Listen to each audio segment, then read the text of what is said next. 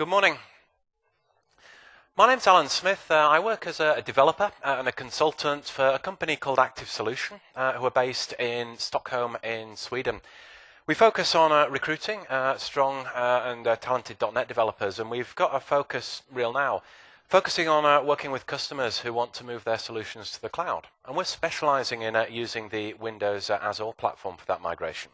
A couple of years ago, when when Azure was fairly new and these cloud technologies were fairly new, I was kind of this crazy cloud guy at my old company. I was going around, I don't know if you've seen the program The X-Files, and there was, Mulder was always going around, trying to convince everybody about what he believed in with the UFOs and everything. And I kind of felt the same thing with cloud computing, in that people were very focused in their traditional beliefs about how IT systems should work, how we should be working, how we should be provisioning servers, and thinking of coming up with a different way of being able to actually build those systems and architect those systems was seen as being a little out of the box. Nowadays, this vision we find is really changing. We're getting a lot more customers who are coming to us with an interest in Azure. We're getting a lot more customers who are actually migrating their systems towards the cloud. And many organizations, it's not just the one or two crazy developers who are focusing on this technology. It's teams of developers and a lot of people in the organization who are focusing on cloud computing. So now it gets to the reality of taking our systems and actually moving systems to the cloud, or deploying systems to the cloud, or using these cloud-based services. We come up against one of the truths, that running stuff in the cloud, connecting applications to the cloud, can be a bit more challenging than just moving that technology into running in a cloud-based environment. I have seen presentations early on when Microsoft evangelists have been saying, okay, the way that you use SQL Azure database is to change the connection string in any application, and it just works. You've just got now a cloud-based database rather than an on-premise database. But thinking about performance and reliability, latency, all these types of things, there's a lot more complexity to moving stuff to the cloud than we realize. And one of the things we have to be aware of is the reliability of the services and the connections, and the way that the services are worked, the way that resources managed, the way that resources are throttled to various applications that are connecting to the cloud. So we have a typical diagram of a distributed application. The application could be hosted in different locations. So the website, the services, and the data, could be in different data centers, or they could be in the same cloud-based data center. But what we're looking at now really is working with services. So the data could be using something like Azure Storage. It could be an Azure SQL database. It could be some other kind of a data store hosted on a virtual machine in the cloud. And typically we're making these requests to retrieve data and display that data to the user. However, things go wrong when we do this. Sometimes we make a request to the database and we get back an error. So do we present the error to the user? And how do we handle these types of faults?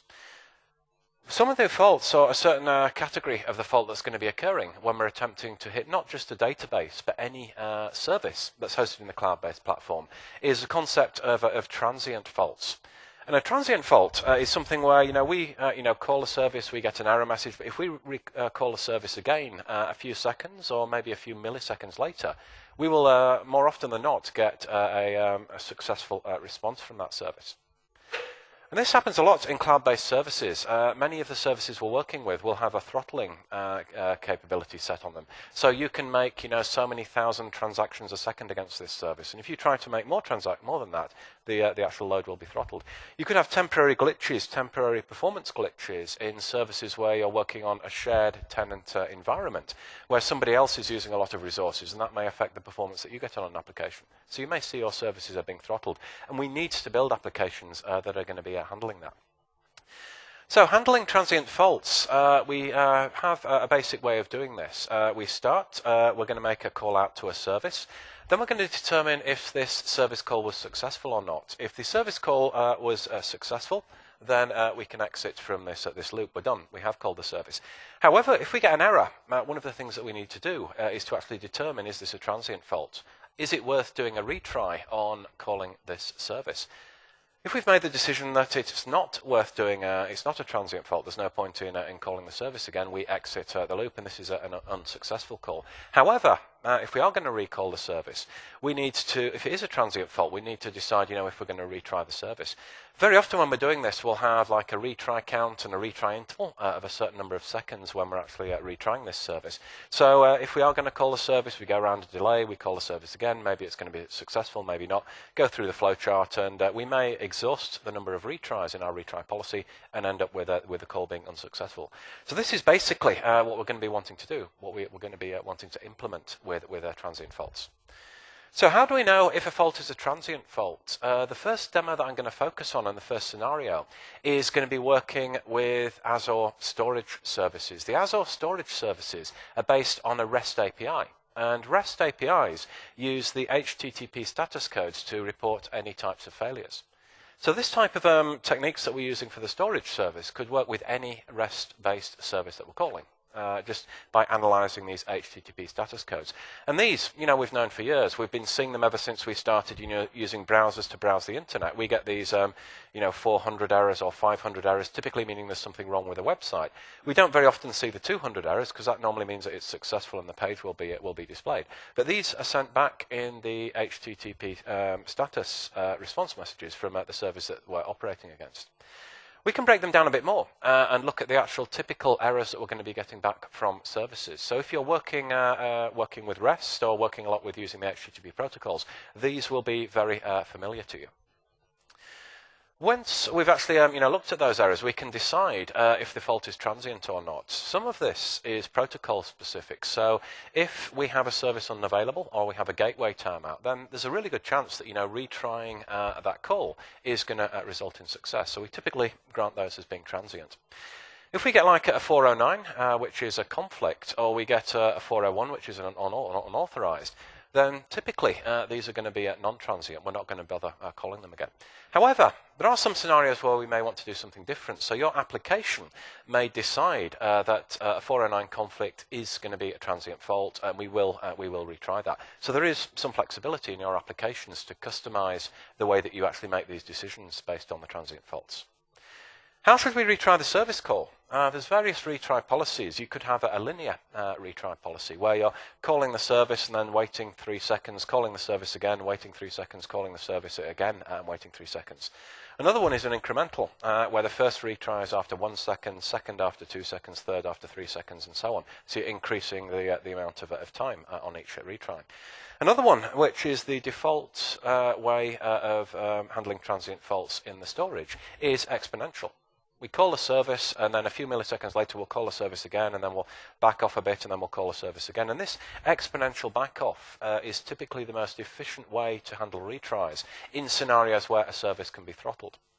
Because you're actually, increasing this retry time, and you're decreasing the actual load that you're placing on the service when the service is very busy. And that's a very efficient way of being able to handle those retry policies. So with an asynchronous process, if you're taking messages off a queue, processing those messages and going into storage, this is something that happens asynchronously. You are concerned about reliability. You may decide to retry 10 seconds with an exponential backoff, and then after 10 attempts, you're going to actually log an error. And it could take several minutes for this retry process to take place and exhaust itself. However, if you're building a user interface application, that's not going to be that great because the user wants to have a response back to the website. They want the website to be responsive. Even if you're getting an error message, that error message should come back in, at most a couple of seconds. But you do want to build in some retry logic, so you're going to get a more percentage of successful calls from people visiting the website. So there, you probably choose a linear retry policy. Let's retry 3 times at 500 millisecond intervals, and we'll return an error to the user in less than 2 seconds if we cannot access the service. So the policy is really going to depend on how you're using it in the application. Another thing we have to think about is idempotency, and that basically means that if you're making a call against a service and you kind of get an error or you get a timeout message back, do you know if the actual service call was successful? very often in cloud-based environments, we're not using transactional systems. We don't have this nice transaction handshake. So we may get a timeout error. Was the data inserted? Was the data updated? And so on. So retrying that using standard retry policies may result in duplicate data being generated in the systems. So we do need to be aware of this, and we do need to build our services to be able to handle the multiple requests and act idempotently. So in the storage, the Azure storage services, they are basically REST-based services. So within the storage client library, which you're going to be using if you're working with .NET and working against the Azure storage services, we've got a number of classes that provide transient fault handling and exception handling for storage. We have an storage exception class, a request result class, and what we can do is basically make a request against storage, get back the actual response, and then analyze the actual exception that we're getting out. So things that we get related in this exception, the storage exception, are basically geared towards HTTP requests. So we have an HTTP status code, we have an HTTP status message. And we can use those in our applications to help determine why the particular exception occurred. Within the request result class, we get a number of actual properties. Now, some of these are very useful, like the HTTP status code and message. We've also got the service request ID. This is a globally unique identifier. So if you're contacting support in Azure and saying, my service is failing a lot, and you send the actual service request ID, they can use that in the internal systems to actually help diagnose what the problem is. So we get quite a lot of information about what's happening with these errors. So by default, this is the actual code which is taken from the storage client library. The storage client library code is available on GitHub, so you can actually download the source code for this, go into the source code and look at how it's implemented. And you can customize the way that retry policies work by customizing that code.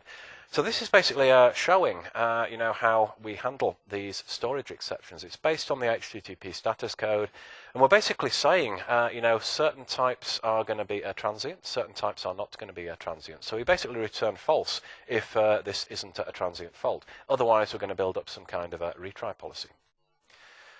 When we're actually working with the exponential backoff, this is the actual code that generates the time delay for the exponential backoff.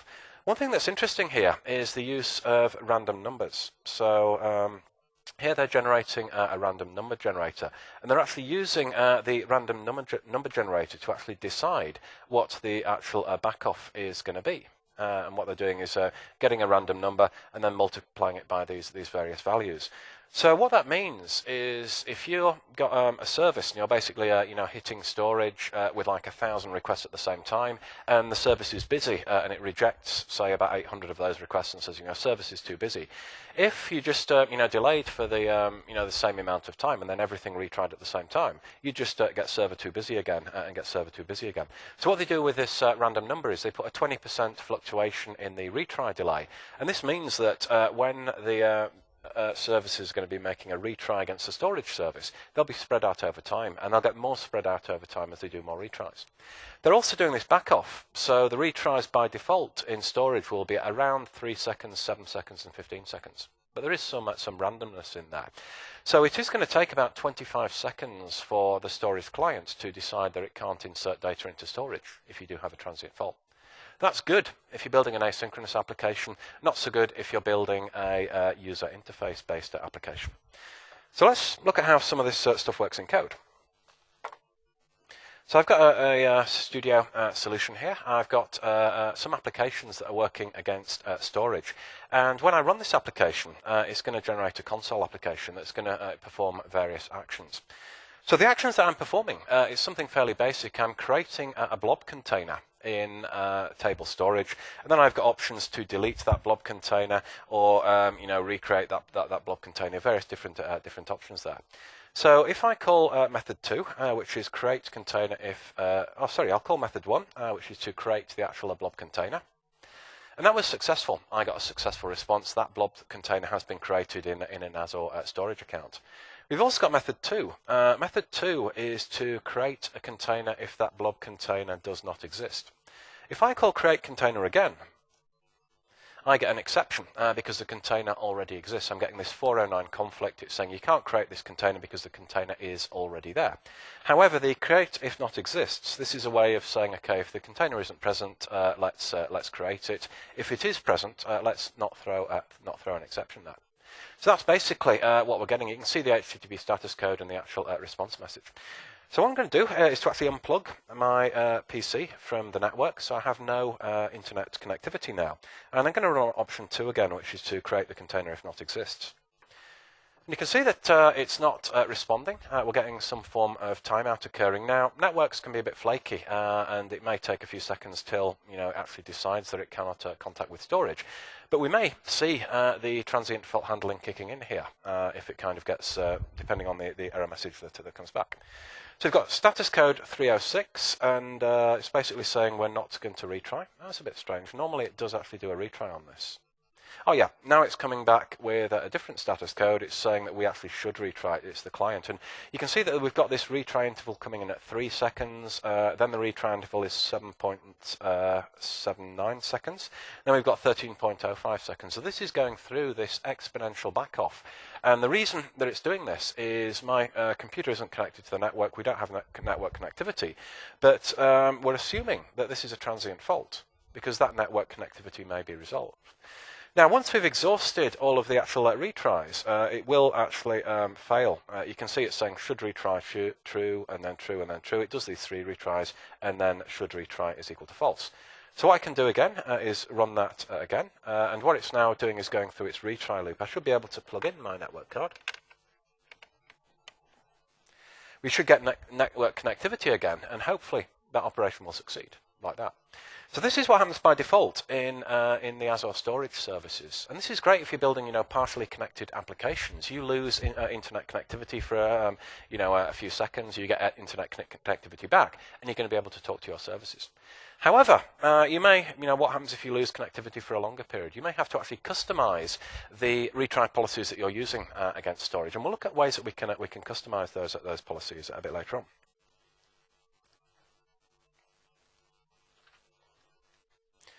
So customizing retry policies, there's really sort of 2 main things that we can do. The first thing that we can do is related to the actual timing.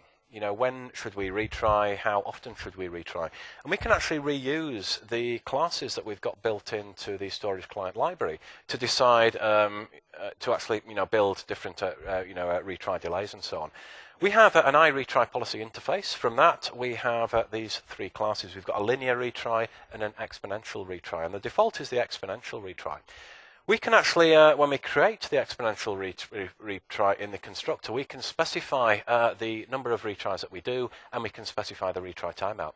So if I was working in an environment where my device is going to maybe be disconnected for 10 or 15 minutes from the internet, I'm going to get these regular interruptions. I could actually customize that and say, well, let's try 10 times. Let's actually increase the backoff for calling. So that's going to make it more reliable there. We've got the linear retry, which is going to be useful for user interface-based applications, where I can set it on quite a short retry if I want to. And then we've also got this no retry, which basically isn't going to do anything. It's never going to say retry. Now, when we're using the storage, we need to specify a retry policy.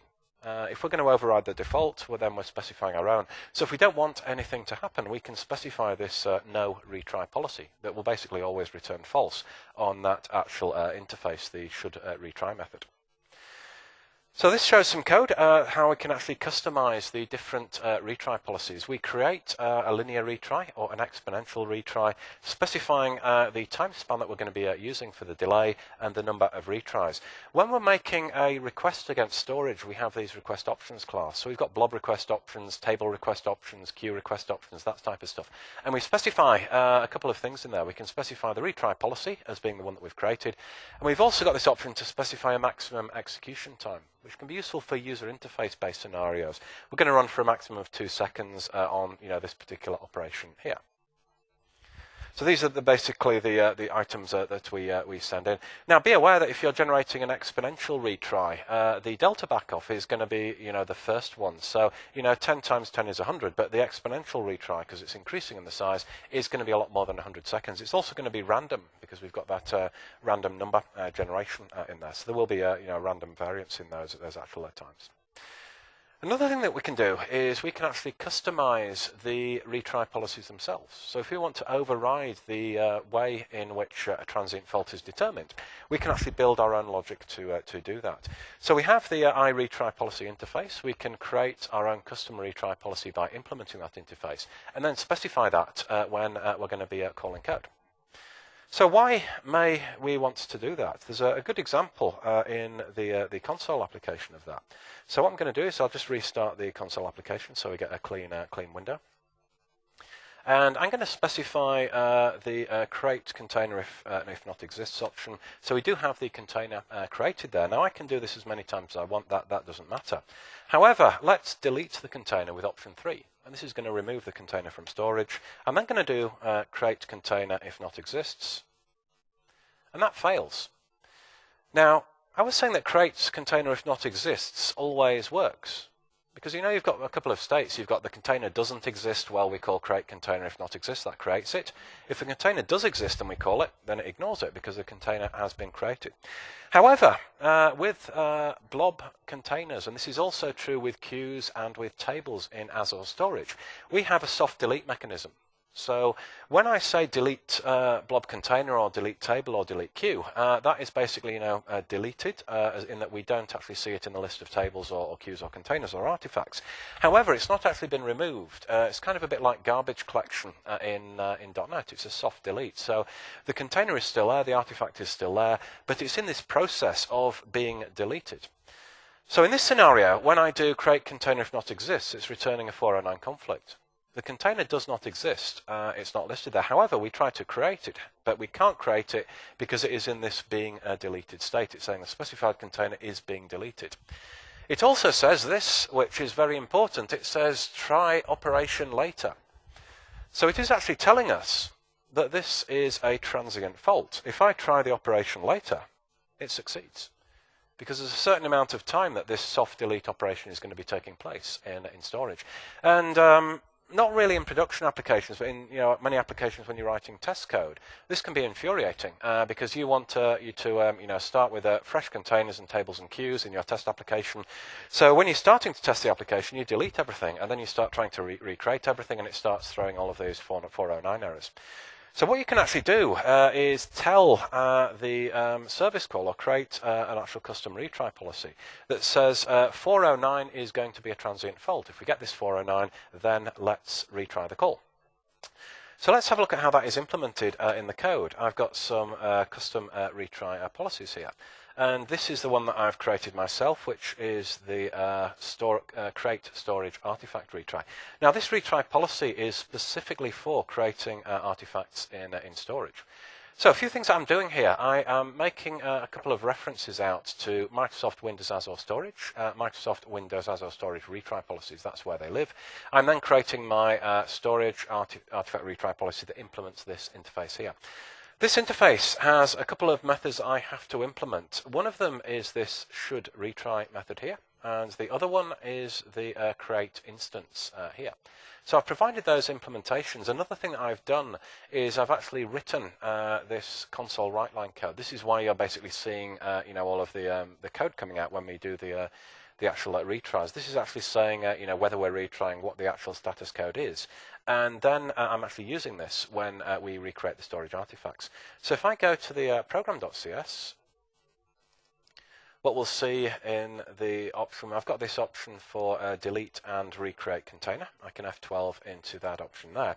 And what this is saying is it's basically doing that operation. However, what I'm specifying here is instead of just using the regular retry policy, I've got a method that will use that custom retry policy. So let's see how that is implemented.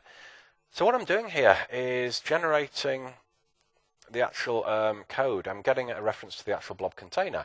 But when I call blob container.create, I'm specifying these various options. And the options are including the retry policy, which is set to my custom retry policy, create storage artifact retry.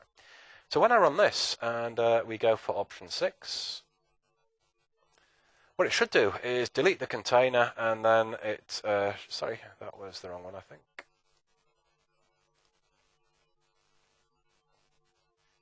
Number 5, that was delete and recreate container. So you can see it's recreating the container. Now we've got this status code 409, which is a conflict, but the retry interval is true. Now I've chosen this to be linear. I didn't see the point in doing this as an exponential because it takes around maybe 30 or 40 seconds for the delete and garbage collection operation on that container. So we're getting back our 409. That's a conflict. That's normally an error. However, this application here is just returning retry 2. And it's going to do that 10 times up to 100 seconds. And usually that's long enough for the actual blob container to be deleted. I can, if I want to, use that retry policy, but increase the number of retry attempts that I'm going to be doing if I want it to take longer. So if the blob was containing, gigabytes or terabytes of data, then maybe we want to actually extend the time there. But it has done it, and it took it, what was that, 1, 2, 3 actual retry attempts to do it, but it did actually successfully create that container, and it has been created now.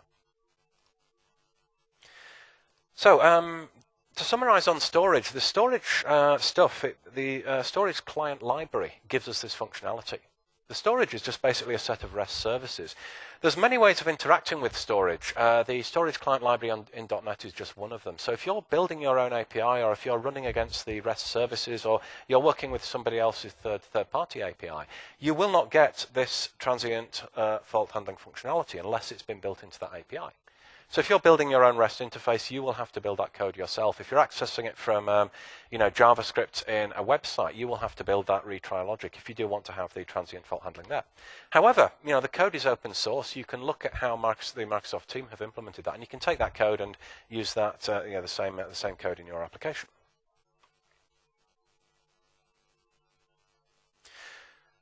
So look, I'm going to skip a few slide decks. This was originally a 1-hour presentation, so I have a few slide decks. It's typically showing, a few slides I'm missing out, which was typically showing just the code that I've already showed in Studio. So you're not really missing that much. We also have another way of being able to handle transient faults in Azure. Now, when you've been working with .NET applications, growing up, building .NET applications, you're aware of these application blocks that Microsoft create. The Patterns and Practices team gets some budget to go out and build some kind of best practices way of doing something in .NET. So, I remember years and years ago having the data access application block, and there's a configuration management application block, all of this stuff used in your applications. And there is now a transient fault handling application block. The transient fault handling application block is really targeted towards Azure-based applications, or they could be on-premise applications that are leveraging Azure services. And the services that it's covering, it currently covers SQL Azure, Service Bus, storage, and the caching service. And it's been extended also. I think it also includes Redis cache, and it will be extended to use other Azure services as they are created. Now, one of the things I've said, and I've talked about this in quite a bit of depth about storage, is we're interested in these HTTP status codes. What does this 409 mean? That is really only relevant when we're going against the storage services. If we're going against SQL, we're going to get all kinds of different SQL exceptions being thrown at us. If we're going against the service bus, we're going to get all kinds of service bus exceptions that we need to understand. So the various components in this application block have the functionality to understand when a SQL error comes back, is this going to be a transient fault? We also have the option to build our own custom policies. So we can take an exception that's coming back from a service. We can then decide and overrule the actual decisions that's made in the application block if we want to do that retry or not. So this is almost required when you're building an Azure project to actually include this. There are, in some of the clients, some default transient fault handling, but this is something that's really useful to add to any projects that you're building in Azure. So as I mentioned, the fault analysis is based on the actual service that we're using. It has got a lot of logic written in to actually understand the exceptions that are coming back from those various services. And like the storage transient fault handling, it's got incremental, fixed interval, and exponential backoff, these different retry policies. So you can add it in Visual Studio by going to the NuGet package manager. For some reason, it's got this code name of Topaz, T-O-P-A-Z. So I usually just type in Topaz, and it usually finds that. You can see that we've got the transient fault handling application block for different technologies in Windows Azure. So you can include it, and you can include the different technologies that you're going to be working with. So one of the things that we can do with this transient fault handling block that we can't do with regular storage exceptions is have multiple actions taking place in the actual retry block of code. So this is showing a bit of code for doing queue.create if not exists. And what we're doing here is we're generating our retry policy, but instead of the actual in storage, it will be just the actual single request that has the retry policy in storage. But when we're using the exception handling application block, we do retry policy execute action. We've then got this scope of code. I've only got one line in the scope of code, but you can put a lot of code in there if you want to. And that can be useful if your transient fault requires performing multiple actions. And I have an example of that I can show in a demo a bit later on. It's kind of a famous quote from Einstein saying insanity is doing the same thing over and over again and expecting different results. So kind of like with transient fault handling, we are just in storage. We're just sending the same request again and again to storage and just hoping that the next time we call, it is going to be successful. But sometimes that's not going to work. So I'll look at using the transient fault handling application block and see how that can work with handling exceptions.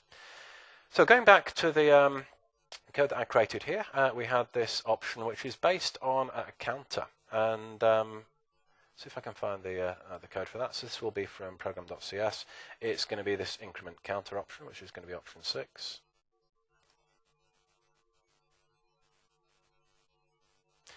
So the increment counter is basically based on having a counter, an event counter in table storage. Now, table storage, I'll basically show this this actual running as a demo, so give you an idea of how this works.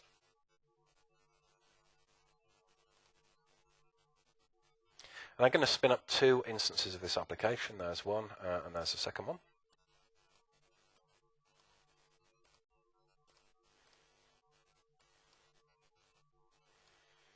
I'm just going to verify what policy I'm using on this. So let's go here. And I'm going to comment out the retry and just perform the operation without actually performing a retry on that. So I'll run this one. So if I do this 7, which is going to be increment counter loop, what this is going to do is to basically increment a counter in table storage. You can see this counter is going 259, 260, 261, and so on. If I do Control F5 again, I'm going to spin up a second instance. And what that is going to allow me is to increment the counter just by pressing Enter. So if I enter 6 here, then I can press Enter to increment the counter. And you can see I incremented the counter there, and we've got it being incremented from the actual application itself. Now what I'm doing here in table storage is I am retrieving an entity, I am updating an entity, and then I am actually replacing the entity in table storage. And we can look at the code of how that works. So if I go here and go into increment counter and see how that works. What I do is I basically retrieve the entity from table storage. That's basically this retrieve operation here. So I get back my event counter, I increment the count, and then I do table this actual replace operation in the table. Now, table storage has something built in which is called optimistic concurrency. And you may have worked with optimistic concurrency in systems. It basically means if I get an entity from table storage and I start modifying that entity, and Martin, who's going to be presenting after me, if he gets an entity from table storage and he starts modifying that entity, if he saves his entity first, when I attempt to save my entity, I'm going to get an exception because the entity has actually been modified, after I've actually retrieved it. Now this prevents me from modifying a product description and Martin from modifying the product title and getting all these kind of concurrency issues when people are working on, say, a website and modifying different parts of the same entity. And that is something that you may have to build if you're building a system based on SQL Server, but it's something that's built into table storage. That is the way that table storage works. So that means that there will be cases when we do get these conflicts. The loop application is going to get an entity, it's going to attempt to update that entity, and whilst it's doing that, the other application is going to get the entity and attempt to update it at the same time. And then we have a race condition. Whoever updates the counter first is going to win. And if I press Enter a few times in here, we should get one of those conflicts occurring. And you can see we're getting this precondition failed, which is the exception that comes back from storage, and we're going to have to retry the update. And here we're getting the error 412, which is a precondition failed. And that basically means that we failed to execute this particular operation here. Now, if we look at the way that table storage, the storage client, except the transient fault handling works, what I could do is I could specify, a retry count and a retry policy, and I could say, well, this precondition failed. I want that to be transient. However, all I'm going to be doing is executing that replace operation again. I'm going to retrying replacing it. It doesn't matter how many times I attempt to do that. It's not going to be possible because the entity has been updated by somebody else. So what we need to do is to basically do all of this again. This is kind of our actual retry scope. We have to retrieve the entity again, we have to increment the counter, and then we have to replace that. So that's the beauty of using the transient fault handling application block, is I have this policy execute action here, and this is the actual code that goes in the actual retry that is taking place. And that means that I can retrieve the entity again, update it, and replace it, and that should give me that retry behavior. So let's just put the code back in to make that work. If I go to the one reference that I had for this, I'm going to comment it out. And I'm going to put in the increment counter with retry. I'm going to do a couple of Control F5s to spin up my apps.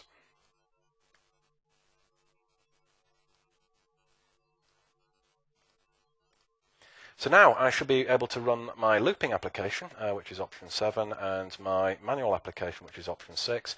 And then when I start, running this and pressing enter a lot, we do see these conflicts occurring. They're occurring in the looping application, and sometimes they occur in my counter application. But because I've actually built proper transient fault handling into this, it is basically doing that retry operation and doing that replace operation there. So this kind of coding, I think it's very good practice to include in any application. It becomes more relevant and more critical in cloud-based applications because of the network failures that we have to deal with. However, there are some scenarios where we have to deal with a bit more complexity and a bit more handling of these types of errors. Everybody's talking about the Internet of Things and devices and all of these partially connected applications where you've got some kind of a sensor, you've got some kind of application that's monitoring that sensor, and it's sending data to an application in the cloud. Google, they spent billions of dollars on this thermostat company to be able to integrate the home heating systems with the cloud. Coca-Cola purchased billions of network IDs because all of the soda machines that they're going to be putting into Burger King and McDonald's and all these restaurants are going to be Internet enabled. They're going to send telemetry data about what's happening in that soda machine. Now, the networks that we're dealing with do this quite a lot. We refer to these as being partially connected devices. So think about a car. Your car goes through a tunnel, it's no longer connected to the internet if you had like a Wi-Fi or a 3G network on the car. These are not 100% reliable networks, so we need to deal with these scenarios. So what we can do, one thing that we can do is build queuing into the application. So the sensor data is taken from the sensor and it is placed on an internal queue. And that queue can be durable. It can be stored on in storage, or it can be a memory-based queue. And then the data is taken from the queue and sent across to the application. So what happens is when the network connectivity breaks, the data builds up on the queue, and then when we get connectivity back, we will be able to actually flush the data back to the application. So that's kind of a standard thing that we build on top of transient fault handling to put reliability into systems. We've got another scenario. What happens if the network bandwidth reduces, if the network bandwidth gets slower? So you could have the sensor is generating, one request every second, but we can only send one request every 2 seconds. So data is actually going to build up in this queue. One of the scenarios when this happens is in Formula 1. So it's going to be the Japanese Grand Prix this weekend. I think it's from a couple of years ago. It's Kimi Raikkonen in a Lotus that he was driving very well last year. What's going to happen is they're going to set up all of the actual equipment that they're going to have for the Japanese Grand Prix. Now, cloud computing is starting to play a real key role in the Formula 1 teams. The Lotus team is sponsored by Microsoft. Microsoft Dynamics is providing a lot of the actual hardware. However, Microsoft Azure is also powering a lot of the evolution of this. The current advert that's running in the UK is talking about the Microsoft Cloud and how the Lotus team is using these technologies. Also, you may have spotted the Avanade logo as well. They're doing a lot, and they're involved with the project, helping Lotus to use these cloud-based technologies. And it's not just the Lotus team. This is from Caterham, one of the teams at the bottom of the grid. They were talking about, everyone's going to set up for the Japanese Grand Prix in Japan. Some of these teams are taking like 5 racks of servers to set up for the Grand Prix. And Caterham, they're leveraging cloud-based technologies, so they're taking like half a rack of IT equipment for the Grand Prix. They're trying to get lower than that. They just want to turn up with their tablets and no actual, on-premise or in-garage hardware that they have to cart around the world with them. It makes sense. It saves money. They're going to, have a huge cash saving by doing that and be able to utilize, big resources for short periods of time when the Grand Prix races are running. So this is my PowerPoint animation of a partially connected system. If you're a Formula One fan, you might recognize this as being the Monaco Grand Prix, where the cars drive and they go through the tunnel. And whilst they're going through the tunnel, the telemetry data can't get from the car to the garage. They also have this with getting the data from the track back to the headquarters, which is typically in the UK, in England. They're generating, thousands and thousands of, bits of monitoring data per second on the car. And they have this scenario that, if the network is slow, we want to be, back up and actually have a backup. We want to get all the telemetry data back to the UK. However, using a queue is not the optimal option for them, because if they're generating, 1,000 messages a second and only sending 200, the queue is just going to, build up with data. And the data that the people are going to be seeing in the UK on their screens at Mission Control is just going to get older and older and older as the race goes on. So instead of using a queue, what they use is a stack. And this is how these telemetry systems work. They're putting data onto the stack, and so the stack is sending out the newest bit of telemetry data back to headquarters. So if they get, the network connectivity reducing, they'll be sending, one message every 5 seconds instead of, one message every second, or whatever frequency they're using. However, that message will contain the most recent data, no matter what frequency they're sending it with. So I do have a better implementation of that. The PowerPoint slide isn't that great. I actually, you may have seen me presenting this here in the spring. I've actually got a racing game that runs on Azure, 3D car racing game, and I'm kind of simulating the way that Formula One works with telemetry using these cloud-based technologies there. And one of the cool things is you can do all kinds of stuff with this telemetry data. This is telemetry data from a driving game, and each of these green lines is a car that's driven around these series of curves. The lines are greener when the cars are going faster and redder when the cars are going slower. So you can see the speed of the cars at different sections. The red dots are crashes. So you can see where most players crash in those particular corners in the driving game. And you can do all kinds of cool stuff with telemetry data to analyze, the way that people play games. And it's kind of a big with the Internet of Things as well, with these partially connected devices. So I'll finish with a demo, looking at how I've implemented that in the driving game. So this is the actual code for the racing game. And I have a telemetry data sender class. Now, previously, I was just using this to send the messages directly to the queue. So I was using the Azure service bus to send these messages asynchronously to the queue. So if I got a network outage, it would just stop sending the telemetry data and I'd start getting exceptions. So what I've done now is I'm basically using an in-memory stack. So this is a generic stack for my actual telemetry messages. And what I'm doing is when, instead of sending the telemetry data, I'm pushing the telemetry data on the stack. So if you program with Service Bus, this may be familiar with you. If not, this class is a brokered message. It basically contains the telemetry data. I'm serializing the telemetry data into a message, but I don't send that message to the queue in Azure. I just push the telemetry data onto the stack. Now, assuming I've got enough memory on the PC, this is going to work, because I'm going to be able to actually add the data to the stack, and the stack size will increase.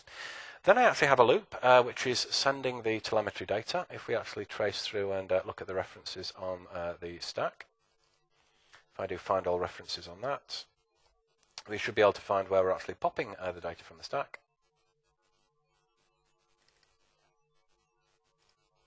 Which is here, and this is the loop that I'm using, or the thread that I'm using to send the telemetry data. So I just basically go through and I say if we've got more than 0 items on the stack, we'll basically pop the items from the stack. We'll get the actual message and we'll send the message out on the service bus, and use and that will basically loop round sending that data there. So let's test this. I'm just going to click on the start button here, and what that should do is bring up the driving game application. You'll see a lot of stuff in the debug window. What I do is I get the top lap times from table storage, and now I'm pinging blob storage to actually download all of the replay data for all of the people who have been taking part in the driving game. I've also got a website here, which basically shows all of the actual top times. You can see that Martin, who's sat over there, still has a top time, which I've been trying to beat every time I'm at a conference and haven't succeeded yet. Maybe I will do today. So I'll just run this again with Control F5. Sorry. Run this in debug mode. What this should do is basically fire up the game and also show the actual cars driving around the track from the actual replay data that we've got in. So it's basically downloading the blobs. And I kind of wanted this to be Azure enabled, so it's using as many Azure services as I can. I'm using blob storage, table storage, service bus. Now when the game starts, you can see there's lots of cars on the track. These are all of the actual replay data from all of the players who've actually driven around that track. I haven't put any limits on how many we display. On my laptop, it worked fine with 200. It got a bit slow when I was running 2,000 ghost cars around the actual game, but it will sort of withstand a few hundred of these. And it's interesting to see, how the actual different drivers are driving around the track, and you can, compare the speeds of people. If I go in to actually play the game, what I'm going to do is to go into the options, and I'll just do Alan Finland, so we know that the actual player with Alan Finland is me, and I'm just going to change the resolution there. Increase the resolution a bit. Now going back to the website, we see that Alan Finland isn't appearing in these actual times. So what I'm going to do is I'm going to drive around the track, but the beginner track has a tunnel in it. When we get to the tunnel on the beginner track, I'm going to unplug the network card on the computer, because that's kind of simulating going through the tunnel. I thought of doing that in the game, but it's kind of more interesting to actually unplug the actual network card. And what you will see in the debug window is the actual stack size. You will see that we've stopped sending messages. When I plug it back in again, we will start sending messages, and we should see the stack size decreasing. I'm sending like one message a second, and that should get back. And what we should see is at the end of the lap that I do have my telemetry data in here. So I'm going to click on Start Race. I'm going to select the Azure car, which is fast. I'm going to drive really badly, I think, because I'm going to be talking and reaching around here ready to unplug the network cable. So I've got no chance of beating Martin's time, but I'll give it a shot anyway. So we'll see as we start, we'll see the actual different ghost cars from the other drivers, and I'm kind of racing against them, attempting to beat their times. So hopefully I can get ahead of Martin for at least a bit of the lap. So I'm currently in third place, according to the actual scoring. It gives us a score every time we go under one of those banners, which is an actual track segment. So still in third place. I think that's Martin just in front of me. So second place now. I'm going to lose it on this corner because this is a bit tricky. So I got overtaken by several cars for messing up that corner. Now we come to the tunnel, so the network cable is out of the computer. I'm going to go around, and as we come down out of the tunnel, I'll see if we can plug this back in. I'm going to lose a lot of places whilst I do that. But what we should see in the debug window is when we reconnect to the network, we'll see a lot of messages being sent and the actual stack size decreasing. So you can see there it's going 18, and now we've got the stack size down to 1. So it's now just regularly sending the messages.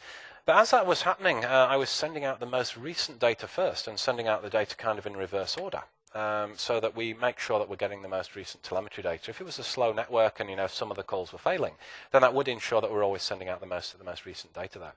So that was at a terrible time. I think I came 16th in the rankings there. But let's go into the website and basically see what's happening in the beginner track. If I update here, you can see that Alan Finland. I wasn't in last place. There's a couple of my other tests there. But going into the actual lap data and looking at the telemetry data, here we can see the actual telemetry data coming through for the entire lap. So you can see the car speed, you can see the damage. The damage kind of went off the scale. This was when I was trying to plug in the actual network cable. But going through the tunnel, we still have got all of the actual telemetry data and all of the driver input data as well.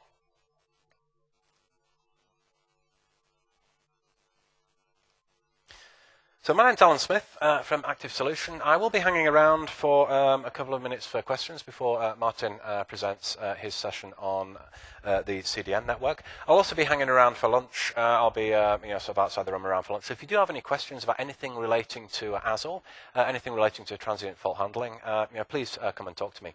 Thank you very much.